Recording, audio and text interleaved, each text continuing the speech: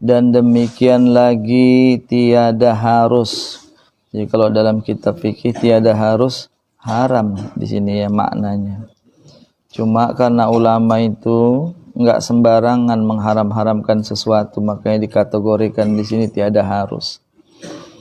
Tiada harus mengikut perempuan. Jadi laki-laki enggak boleh jadi makmum untuk perempuan. Haram, enggak sah.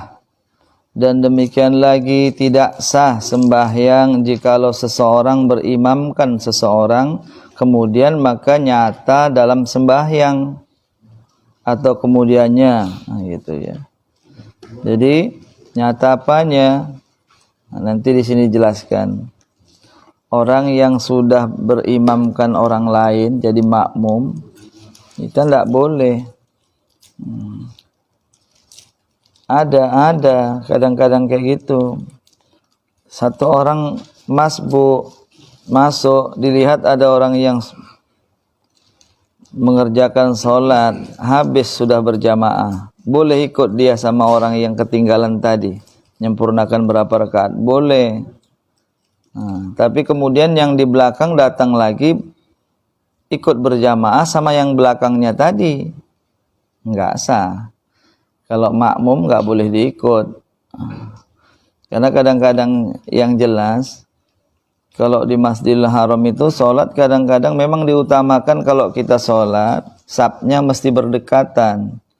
Ya. Sholat satu orang, makmum seorang, berdekatan. Sedikit aja, geser ke depan tumitnya. Tapi ada juga orang berjamaahkan. Yang satu di sini imamnya, dia di sana. Boleh berjamaah, boleh. Cuma fadilah safnya yang enggak dapat gitu ya. Jadi kadang-kadang begitu. Itu pernah diceritakan dalam kitab itu.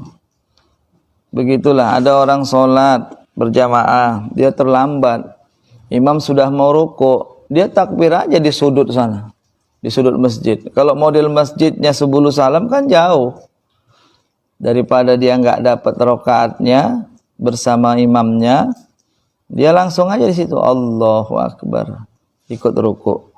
Sami Allahu liman hamidah dapat dia. Kalau mau dapatkan fadilah safnya dia jalan. Dihampirinya itu safnya. Tapi jalannya pakai ilmu lah pula. Jangan sampai bergerak 3 langkah berturut. Karena 3 langkah berturut, 3 gerakan berturut, anggota yang berat membatalkan sholat. Selangkah 2 berhenti, 2 berhenti. Mesti itu makninah dulu biar nggak dihitung berturut. Melangkah lagi 2 kali berhenti sampai dia ke shop terakhir. Boleh rupanya jalan-jalan, boleh. Sedang main tarik pun dia sendirian di belakang, di depan ada orang, dia sendirian. Supaya ada kawannya berjamaah, boleh ditarik yang depan ke belakang.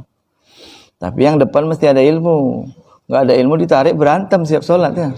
Kau sholat ganggu aja kau katanya ya. Padahal saling tolong menolong. Itu makanya kita berjamaah pun pakai ilmu, jangan asal-asalan.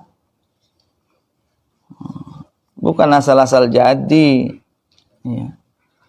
Itu makanya banyak di antara kita ini nggak paham, jadi begitulah.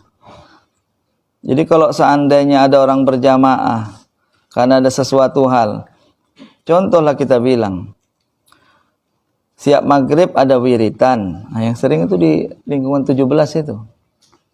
Ya. Sholat di awal waktu sunat, berjamaahnya fardu kifayah. Orang ini ikut wirid, apakah langsung sholat? Orang sholatnya itu hukumnya di awal waktu. Wirid pun sunat baca Quran.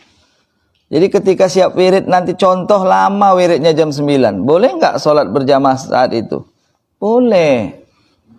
Ini karena orang nggak paham tentang hukum-hukumnya, seolah-olah orang yang sembahyang sampai jam 9 itu berjamaah dianggapnya salah. Yang salah kok keluar waktu. Itu baru namanya lalai dalam sholat. Sebelum keluar nggak ada masalah. Orang Sayyidina Ali pun pernah tidur siap maghrib, nggak ikut sholat isya. Saking capeknya tidur dia. Wah, kebangunan sampai hampir menjelang sahur, menjelang subuh, udah waktu sahur. Sholat dia sendiri di rumah isanya. Itu menandakan salah satunya kenapa boleh sholat di rumah fardu kifayah. Itulah tadi ketentuannya. Jangan rubah hukum. Pergi dia ke masjid untuk mengerjakan sholat subuh. Sudah ramai di masjid. Nah, itulah dia kisahnya. Rasul pun pernah ditunggu sahabat sampai ketiduran, entah apa, waktu itu di rumah. Akhirnya sampai menjelang sahur juga orang ini sholat yang namanya sholat berjamaah Isya. Nah, itulah ketentuannya, ini mesti dilihat. Jadi kalau ada orang berbuat sesuatu hal, jangan saling nyalahkan dulu. Tengok alasannya. Gitu. Itulah dia ya.